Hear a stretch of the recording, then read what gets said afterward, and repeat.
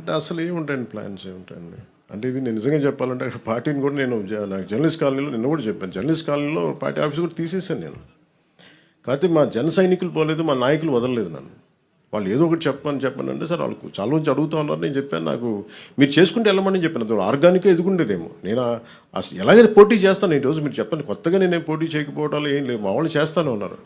అంత ఎసెప్టివ్గా స్టేట్మెంట్ ఇవ్వాల్సి వచ్చింది. అంతేగాని దాని ఏదో కూర్చోమని ప్రీ ప్లాన్డ్గాను అయ్యేం లేదండి. ఎమోషనల్ ఏముంటుందండి పాలిటిక్స్లో? ఒక 2 దశాబ్దాలు తిట్టించుకున్న తర్వాత ఎమోషన్స్ ఏముంటాయి?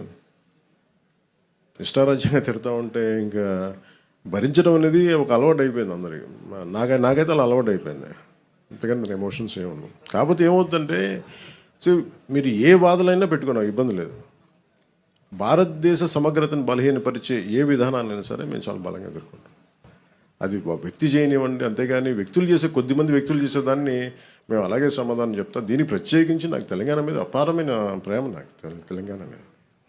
అంతేగాని దానికి నేను అది కూడా చెప్పాను కదా, నేను ఇక్కడ 10 సంవత్సరాలు కష్టపడితే ఈ రోజున ఇంతమంది ఎమ్మెల్యేలు వచ్చాం.